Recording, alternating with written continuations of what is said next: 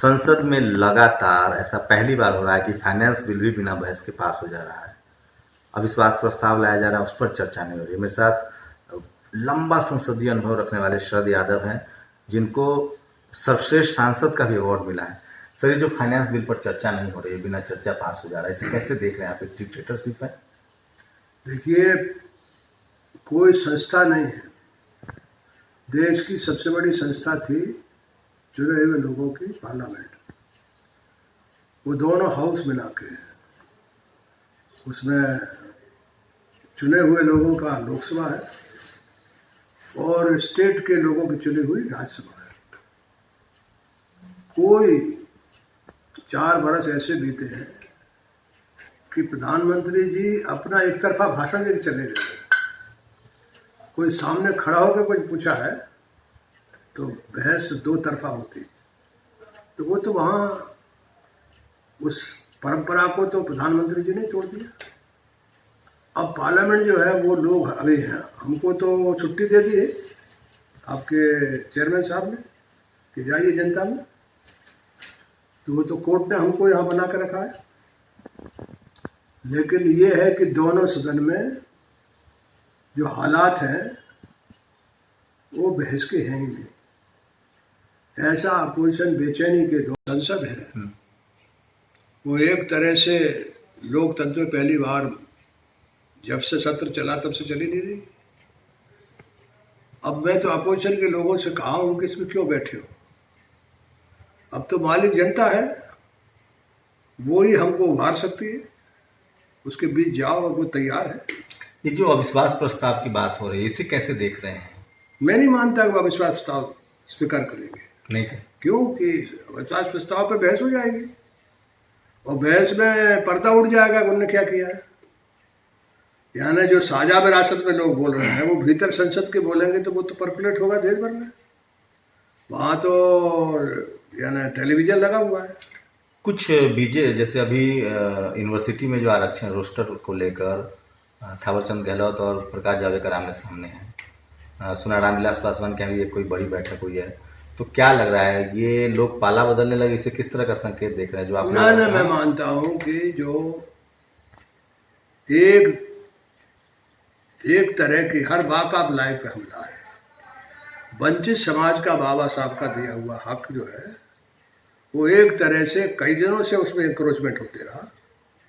वो कभी उन्होंने कहा था ना कि संविधान तो जो है वो बन गया है, लेकिन संविधान को लागू करने वाले लोग यदि उनका नियत ठीक नहीं है तो संविधान का कोई मतलब नहीं है।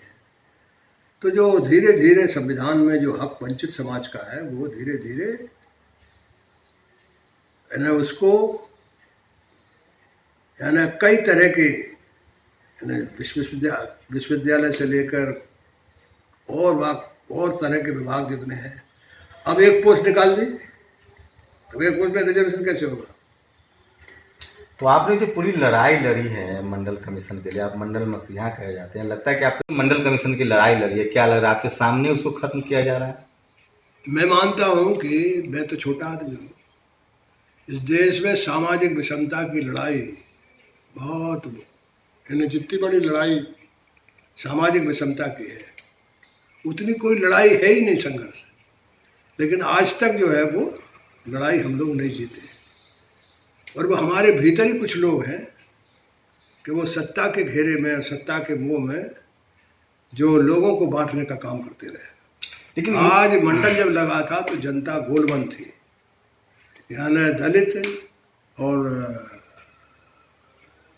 पिछड़ा, और शहादत जो हुई थी वो दलितों की ज़्यादा हुई थी। पिछड़े तो 2 ही मरे थे, 3 दलित मरे थे, 3 दलित को हत्या कर दी गई। तो सवाल है ना कि एक दौर आया कि जब वंचित समाज एक होकर के लड़ा था, और वो जो आप ऊंचे तबके के लोग उन्होंने बताया कि मंडल लग गया है, उन्होंने इतना बड़ा पद रख किया। तो वो पहली बार है कि कमजोर तबकों का गोलबंदी, उसके चलते चिमन भाई पटेल बना, देवीलाल जी बना, नीलमणि राउत राव बना, मायावती जी बनी, मुलायम सिंह जी बने, लालू जी बने, नीतीश जी बने, अशोक गहलोत बने, उमा भारती बन गई, बाबूलाल गौर बन गए, आपके शिवराज जो है वो चौहान बन गए, तो कमजोर तबके जो है वो सिर्फ यानी राज में, और राज को मैं मानता हूँ म्यूनिसपैलिटी है। ये जो आप आशंका जता रहे थे, खटपट की खबर आ रही है बिहार से, अमित शाह का बयान है कि नीतीश पाला नहीं बदल सकते क्योंकि गेंद मेरे पाले में है। क्या लग रहा है, उनको थ्रीट किया जा रहा है, धमकाया जा रहा है, डरा के रखा गया है इस तरह के? देखिए, जो लोग 11 करोड़ लोगों के विश्वास को लांग गए, तो उनके अंदर मैं मानता हूं कि संवेदना जो है वो सूख गई है। नहीं तो इतने जल्दी 70 बरस में तो कभी नहीं हुआ। तो वो अमित शाह जो बोल रहा है वो तो अपर हैंड उनका है ना, और वो जो बड़बड़ा रहे हैं, तो जैसे बुखार जब हो जाता है ना, आदमी बड़बड़ाता है।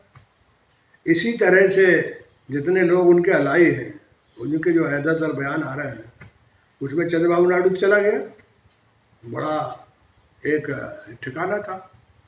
अब इनमें भी सब में खलबली है, लेकिन ये जो लोग खलबली है ये अपने सर्वाइवल के लिए है, ये उस समाज के लिए नहीं है।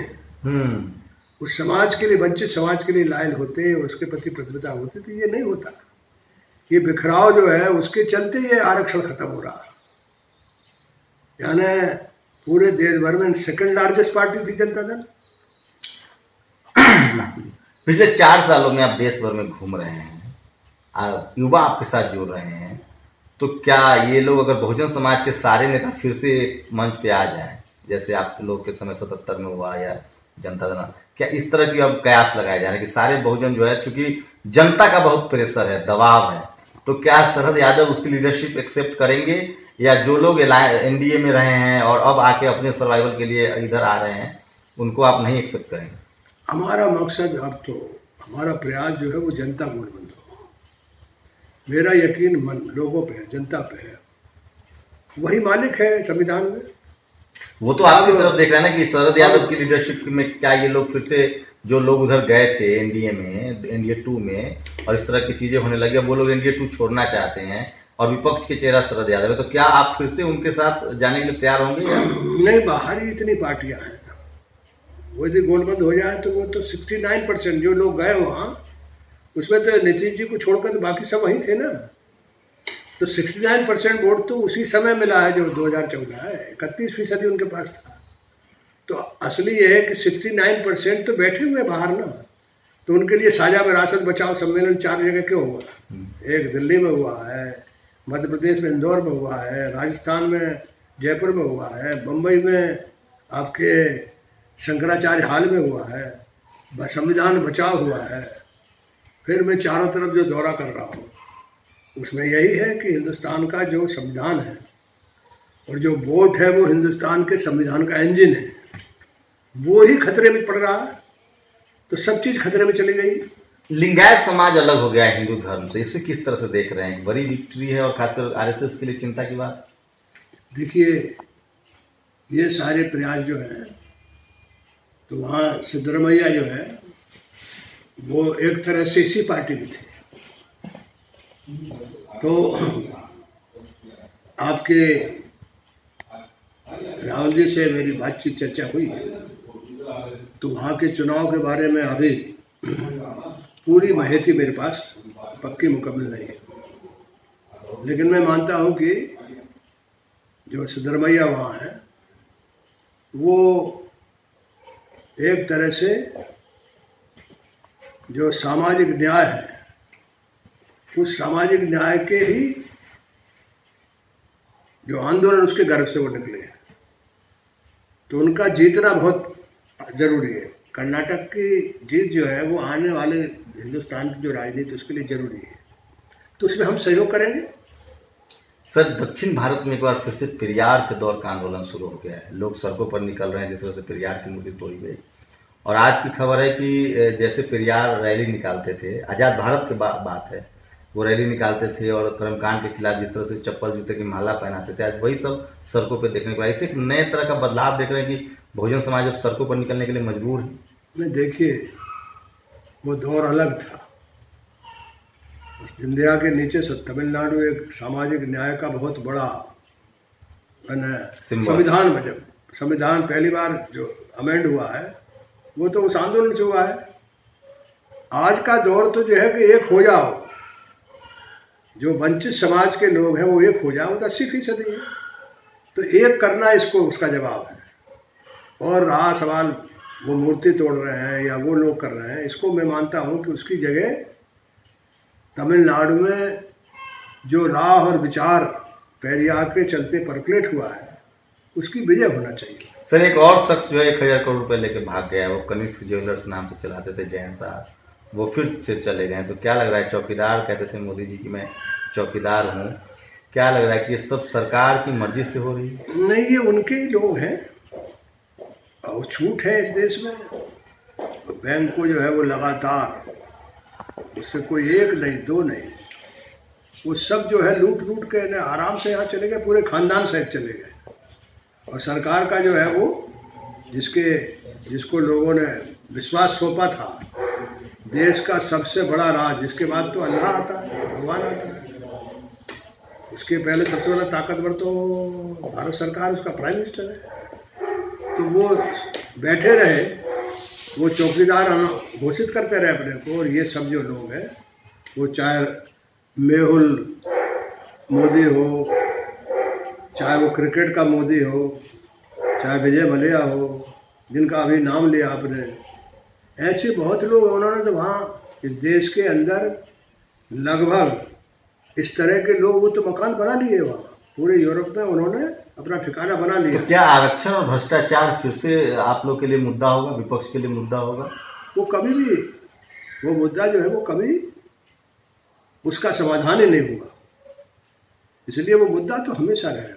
कांग्रेस ने सर ईवीएम को लेकर प्रस्ताव पास किया कि ईवीएम हटाया जाए बैलेट पेपर से चुनाव। नहीं, देश के अंदर सब जगह भ्रम है, तो जनता मालिक है देश की, उसके भ्रम को किसी कीमत पर भी खत्म साफ करना चाहिए। तो जब ईवीएम के बारे में हर आदमी गड़बड़ बोलने लगा, विश्वास और शक हो गया उसको, तो चुनाव आयोग को क्या, क्यों उसको बैलेट पेपर पर नहीं, तो बैलेट पेपर वापस आना चाहिए उसको। तो कांग्रेस पार्टी का प्रस्ताव क्या, अकेले कांग्रेस का नहीं, पूरे देश के कहीं चले जाओगे तो लोग कहेंगे भाई ये ईवीएम जो है उस पर यकीन टूट गया। सर, एक आखिरी सवाल, शरद यादव एक ग्रैंड अलायंस की तरफ बढ़ रहे हैं, तो साझा विरासत क्या है, उसमें दिल्ली में जो है वो 21 पार्टी थी, 19 पार्टी इंदौर में मध्य प्रदेश में थी, फिर 20 पार्टी जो है वो जयपुर में थी राजस्थान में, शंकराचार्य हाल में 21 पार्टी थी। तो ये जो साझा विरासत है वो सेव द कॉन्स्टिट्यूशन है, सेव द कंपोजिट कल्चर है। तो ये आंदोलन चल रहा है, इसको चूंकि मीडिया नहीं ले रहा है तो देश तो गोलबंद हो रहा है। अपोजिशन जिसको कह रहे बिखरा हुआ है, तो ये सारा साझा विरासत में हिस्सा लेने वाले लोग बिखरे हुए लोग हैं। सब लोग उनके भाषण निकाल लो, यानी आप सिर्फ दिल्ली के भाषण रिलीज कर दो तो अपोजिशन की एकता का वो चित्र मिल जाएगा। तो ये शरद यादव थे, लंबे समय तक संसद में रहे हैं। उनका कहना है कि ऐसा पहली बार हो रहा है कि फाइनेंस बिल भी बिना बहस के पास हो रहा है, मतलब कि दोनों सदन को, राज्यसभा और लोकसभा को पंगु बना दिया गया है और ये डिक्टेटरशिप की तरफ इशारा करता है। और संविधान को लेकर लगातार ये आशंका जता रहा है कि संविधान जो है वो खतरे में है, उसे बदला जा सकता है। शंभू कुमार सिंह, नेशनल दस्तक, दिल्ली।